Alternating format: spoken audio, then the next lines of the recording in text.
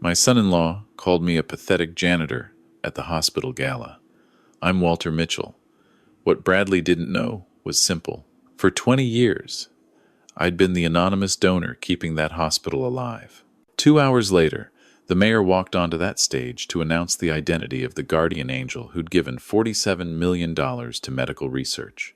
Every surgeon, every board member, every camera in that ballroom turned to face the man Bradley had just publicly humiliated. Bradley thought he was embarrassing nobody. He destroyed his own career instead. 3 years of treating me like hired help. 3 years of jokes about my mop bucket. 3 years of telling colleagues his father-in-law cleaned toilets for a living. He never asked the right questions. That gala night, Bradley decided to go public with his contempt. Fatal mistake. The mayor's announcement revealed my foundation. The hospital board confirmed my $47 million in donations. Channel 5 News captured Bradley's face when he realized the janitor he'd been mocking was the reason his surgical wing existed. Here's what really happened when a social climber discovered he'd been attacking the man who built his career. You've probably dealt with people who judge your worth by your uniform, people who think a medical degree makes them superior. This story is for you. If you're watching this, please subscribe. You're going to want to see how this ends. Let me show you how 20 years of anonymous giving came out of the shadows. The disrespect didn't start at the gala. It began 3 years ago when Bradley Thornton married my daughter, Emma. I was proud of Emma, pediatric nurse, good heart, making $62,000 a year at St. Vincent's Medical Center in Chicago. But Bradley came from the Thornton medical dynasty. His father founded Thornton Surgical Associates. His grandfather built the original Thornton wing at Northwestern Memorial. 3 generations of surgeons, and Bradley was determined to be the most successful one yet. The first time he saw me in my custodial uniform, his face changed. "This is what you do?" he asked, looking at my St. Vincent's name tag. "Night shift custodian. Building B. 3rd floor," I said. "Someone has to keep the place running." He turned to Emma. "Your father is a janitor at the same hospital where I operate." The way he said it, like I was something he'd stepped in. Like 40 years of hard work meant nothing because he couldn't see past the uniform. My daughter tried to explain. "Dad's had a lot of different careers, Bradley. This is just what he does now." But Bradley had already made up his mind. At family dinners, he'd introduce me to his colleagues differently.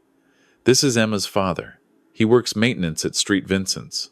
Always that pause before maintenance. Always that look of barely concealed embarrassment. The second incident happened at Bradley's promotion party last spring. He'd just been named head of cardiothoracic surgery at 34 years old. Youngest in the hospital's history. His father flew in from Boston to celebrate. The Thornton legacy continues, Dr. Richard Thornton announced, raising his champagne glass. 3 generations of surgical excellence. Bradley nodded toward me. "Walter here keeps the floors clean in Building B. Very important work." His surgeon friends laughed politely. Every hospital needs people like him. I kept eating my dinner. "Someone has to do the mopping," I said quietly. But inside, something was building. You can only take so much before you start wondering if silence is really protecting anyone.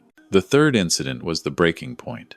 Bradley was planning the hospital's annual charity gala. As head of cardiothoracic surgery, he'd been named this year's honoree. The hospital was giving him the Excellence in Medicine Award for his work on minimally invasive heart procedures. "We're expecting 500 guests," he told Emma during Sunday dinner at their Lakeshore Drive apartment. "The mayor's coming. Channel 5 is covering it. This is the biggest night of my career." He glanced at me. "Obviously, your father won't be attending." Emma set down her fork. "Excuse me? It's a black tie event, Emma. For physicians, donors, and hospital leadership, not custodial staff. He's my father, and he cleans bedpans for a living. Do you know how that looks?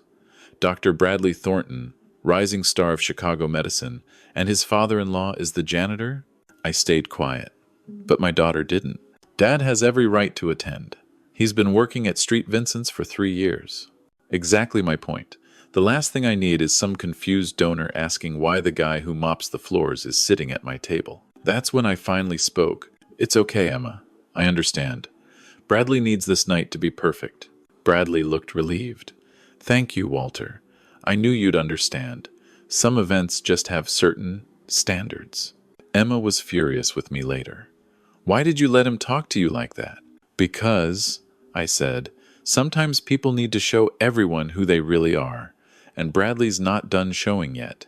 What Bradley didn't know was that I chose this life. In 1987, I founded MedTech Innovations, a medical device company that developed the first affordable portable heart monitor. By 1998, we held 37 patents. In 2004, Johnson & Johnson bought us for $483 million. My share was $112 million. I could have retired to a mansion. Instead, I did something else. After my wife Sarah died of leukemia in 2006, I set up the Guardian Angel Foundation. Anonymous donations to hospitals, children's cancer wards, medical research facilities. $47 million over 18 years. Nobody knew the janitor in Building B was the largest individual donor in Street Vincent's history. Why work as a custodian?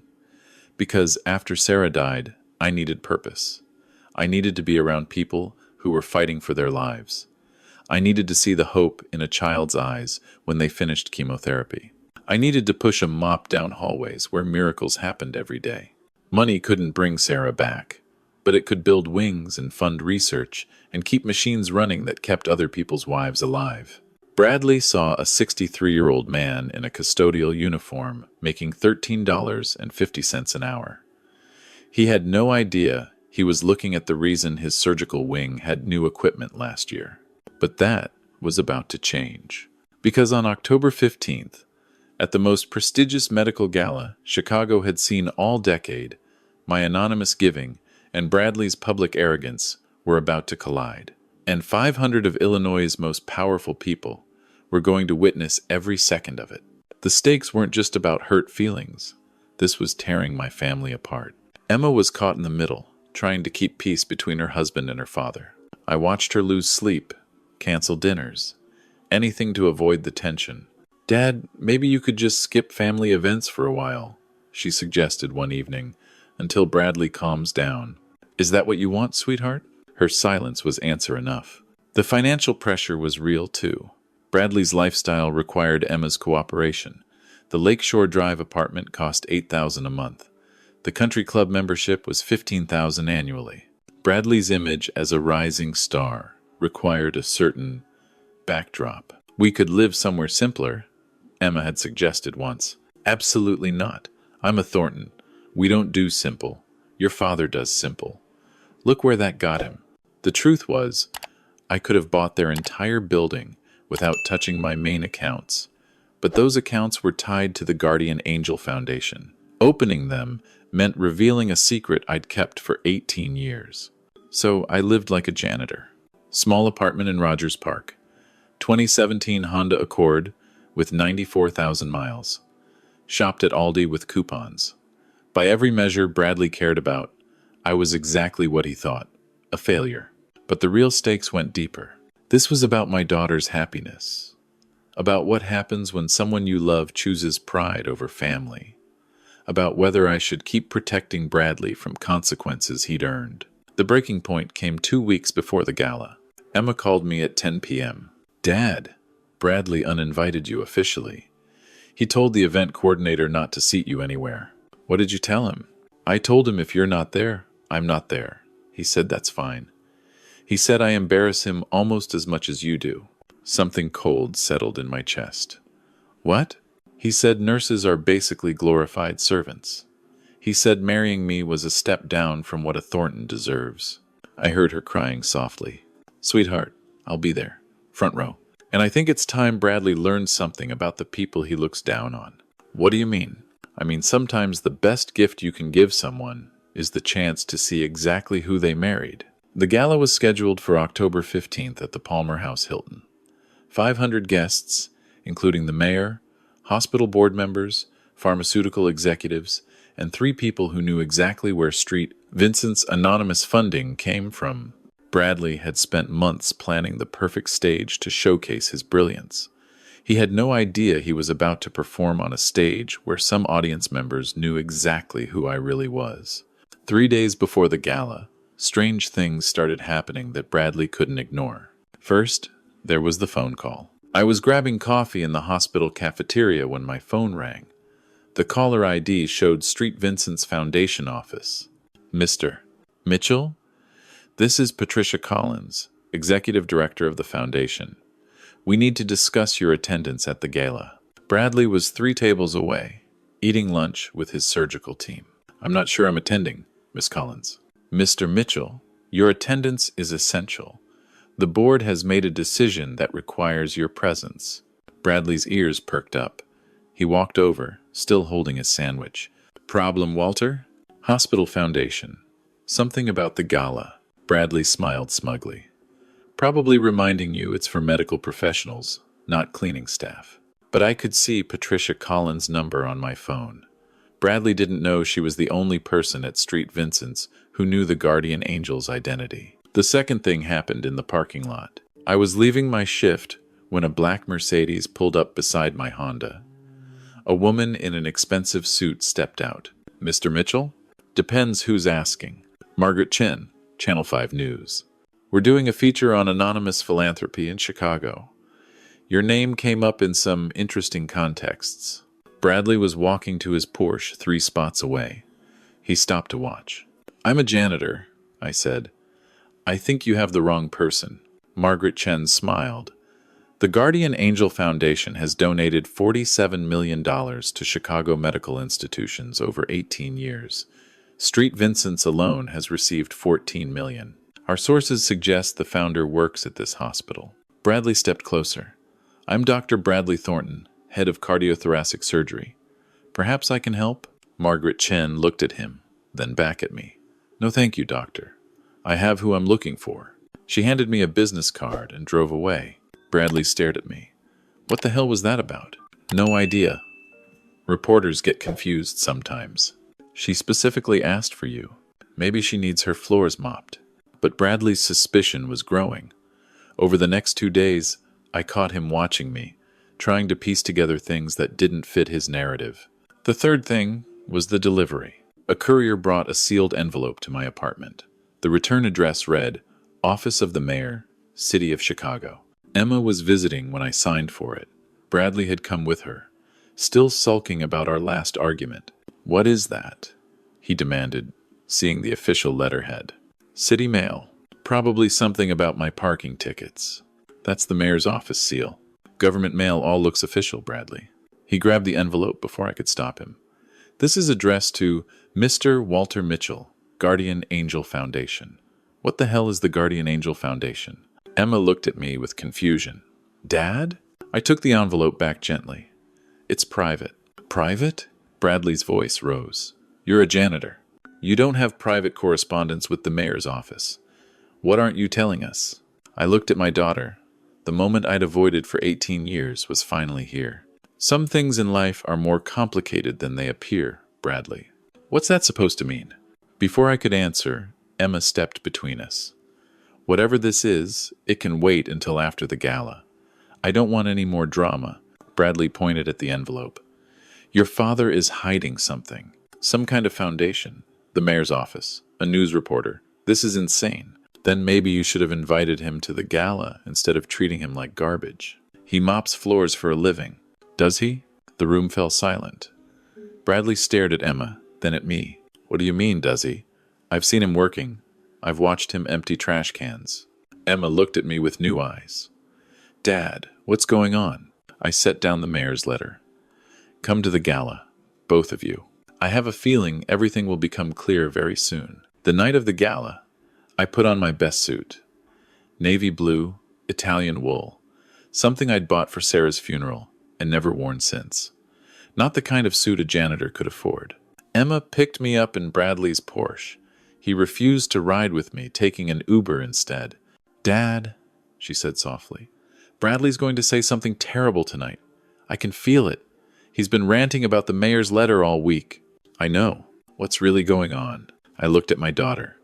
Tonight you're going to learn something about your husband, and something about your father. I'm sorry I kept secrets for so long. What kind of secrets? The kind that change everything. The Palmer House ballroom was magnificent. Crystal chandeliers, white roses, a string quartet. 500 of Chicago's elite filled the space. I recognized faces from the Foundation's donation recipients. Dr. Catherine Wells, whose pediatric cancer research I'd funded for 8 years. Marcus Johnson, director of the Children's Hospital wing I'd built anonymously in 2019. Mayor Patricia Williams, who knew exactly who I was and why I was there. Bradley didn't know any of this. The trouble started during cocktail hour. Bradley was accepting congratulations from colleagues when he spotted me talking to the mayor. She'd approached me quietly, asking if I was ready for what was coming. Bradley pushed through the crowd. Mayor Williams, I'm Dr. Bradley Thornton, this year's honoree. The mayor nodded politely. Yes, Dr. Thornton. Congratulations on your award. Bradley gestured at me dismissively. I see you've met Walter. He's on the custodial staff at St. Vincent's. Not sure how he got in tonight. Mayor Williams raised an eyebrow. The custodial staff? He mops floors. Building B. I'm not sure why he's here, actually. Must have slipped past security. The mayor looked at me, then back at Bradley. I see. After she walked away, Bradley grabbed my arm. What are you doing talking to the mayor? Are you trying to embarrass me? She approached me. Bradley, why would the mayor of Chicago approach a janitor? Maybe she likes clean floors. But Bradley was getting suspicious. The mayor's warmth toward me, the news reporter, the foundation letter. Something didn't add up. I don't know what game you're playing, he hissed. But tonight is my night. Stay in the background where you belong. Dinner was announced. We all took our seats. The head table held Bradley, Emma, the hospital CEO, the board chair, and several major donors. I'd been seated in the back with administrative staff, but Patricia Collins from the foundation had quietly moved my place card to the front row. Bradley noticed immediately. Why is he sitting up front? Foundation request, said the board chair. Something about tonight's program. Bradley's eyes narrowed. What about tonight's program? You'll see. The ceremony began. Hospital CEO gave opening remarks. Board chair talked about St. Vincent's 100-year history. Then came Bradley's moment. Tonight, we honor a physician who represents the future of medicine, the CEO announced. Dr. Bradley Thornton, head of cardiothoracic surgery, Excellence in Medicine Award recipient. Applause filled the ballroom. Bradley walked to the podium, beaming. Thank you all for being here. He began. This award represents everything I've worked for, everything my family has built over 3 generations. He launched into his speech, his surgical innovations, his patient outcomes, his vision for the future of cardiac care. Then he went off script. Of course, excellence requires sacrifice. It requires surrounding yourself with people who share your standards. His eyes found me in the crowd. Not everyone understands that. Some people are content with simple lives, simple jobs, simple accomplishments. He smiled condescendingly. There's nothing wrong with that. Every hospital needs people to clean the floors and empty the bedpans. Uncomfortable silence. Several board members shifted in their seats. My point is, greatness isn't inherited. It's earned. By people willing to aim higher than a mop bucket. Emma's face went red. I stayed perfectly still. So tonight, I accept this award on behalf of everyone who refuses to settle, who refuses to accept mediocrity, who understands that some people are meant to lead and others are meant to serve. He raised his champagne glass toward me mockingly. To knowing your place. The room was dead silent. 500 pairs of eyes looked between Bradley and me. That's when the CEO stepped back to the podium, looking deeply uncomfortable. Thank you, Dr. Thornton. That was memorable. He cleared his throat. And now we have a special announcement, something we've been preparing for months. Bradley looked confused. This isn't in the program. No, it isn't. This is bigger than the program. The CEO gestured to the foundation director. Patricia Collins approached the microphone. For 18 years, St. Vincent's Medical Center has benefited from an anonymous benefactor known only as the Guardian Angel. This donor has given $47 million to our hospital alone, $14 million for equipment, $9 million for the Children's Cancer Wing, $24 million for medical research. The room buzzed with whispers. Everyone knew about the guardian angel. No one knew who it was. Tonight, for the first time in 18 years, we're honored to reveal the identity of our greatest benefactor. Bradley leaned toward the board chair. Why wasn't I told about this? Keep watching, Dr. Thornton. Patricia continued. Our donor asked to remain anonymous until they felt the time was right. Tonight, they've decided to reveal themselves. And I can tell you, this person is in this room right now. Camera flashes erupted. Channel 5 News zoomed in. The Guardian Angel Foundation has changed countless lives. Children who survived cancer because of funded research. Families who got extra time with loved ones because of equipment this donor provided. And the person behind all of it has been working among us for years. Quietly, humbly, without seeking any recognition, Mayor Williams approached the podium. I've had the privilege of knowing our guardian angel's identity for 3 years. They've donated not just to Street Vincent's, but to hospitals across Illinois, $47 million in total charitable giving. And they've asked for nothing in return. She turned to face the audience. Tonight, we honor someone who proves that true greatness isn't about titles or awards or family legacies. It's about service, sacrifice, and treating every human being with dignity, regardless of their position. Bradley was pale.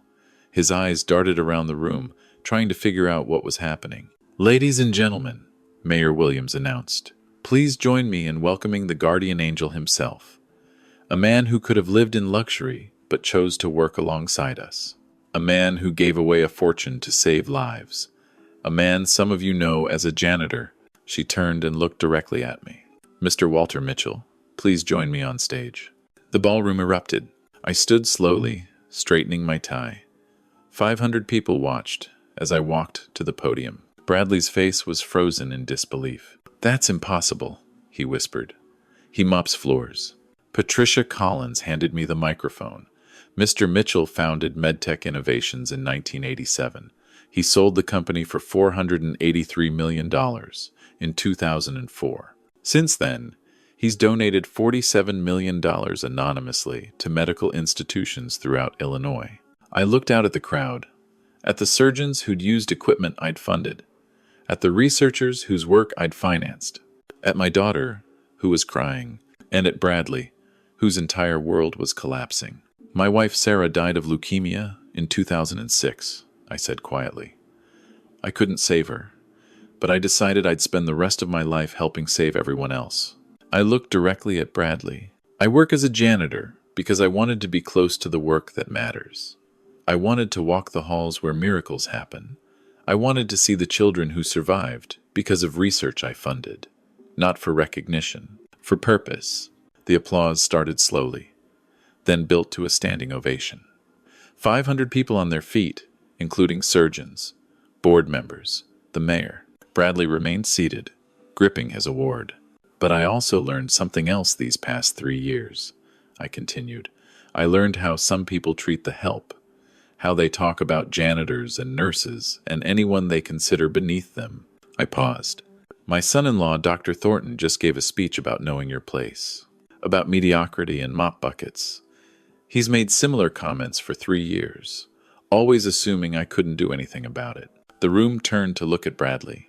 What he didn't know is that the janitor he mocked funded the equipment in his operating room, the research behind his surgical techniques, the wing where he performs his procedures. Bradley stood up abruptly. Walter, I didn't mean... You meant exactly what you said. You just didn't know who was listening. The room was silent. The Excellence in Medicine Award is supposed to honor physicians who embody our hospital's values.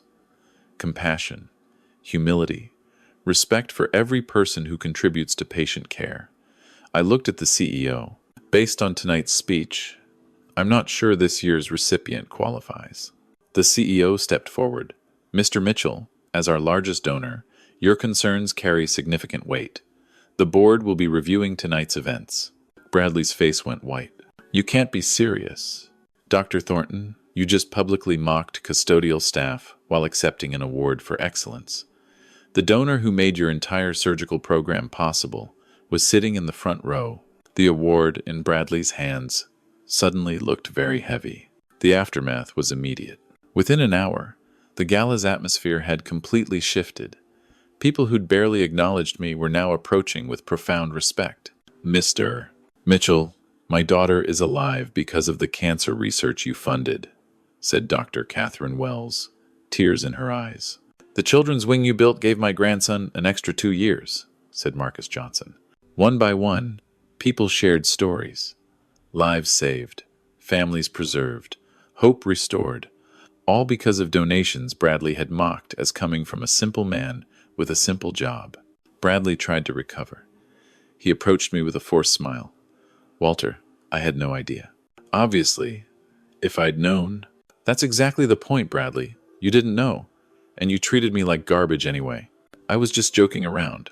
You know how it is. I know exactly how it is. I've been watching How It Is for 3 years. Emma appeared at my side. Her makeup was ruined from crying. Dad, why didn't you tell me? Because I wanted to see who Bradley really was. And now you've seen it too. She turned to her husband. You called my father pathetic. You said nurses are glorified servants. You said marrying me was a step down. Emma, I didn't mean... You meant every word. You just thought there would never be consequences. The board chair approached. Dr. Thornton, the board has voted to rescind your Excellence in Medicine award pending a formal review of your conduct. You can't do that. I earned that award. You earned a lot of things tonight, Doctor. The award isn't one of them. Bradley stared at his father across the room. Dr. Richard Thornton was speaking urgently with hospital lawyers, his face gray. The Thornton Surgical Associates partnership with St. Vincent's is under review as well, the board chair continued. Our largest donor has raised legitimate concerns about organizational culture and respect for all staff members.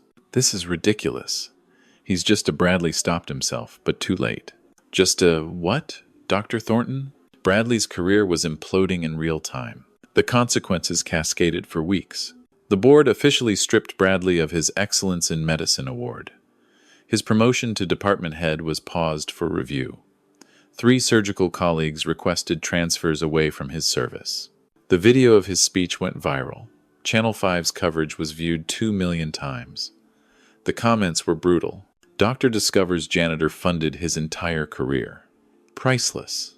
This is what happens when you treat people like garbage. Bradley Thornton is everything wrong with medicine. Thornton Surgical Associates lost their St. Vincent's contract. $8 million annually in referrals, gone. Richard Thornton blamed his son publicly, which made national news.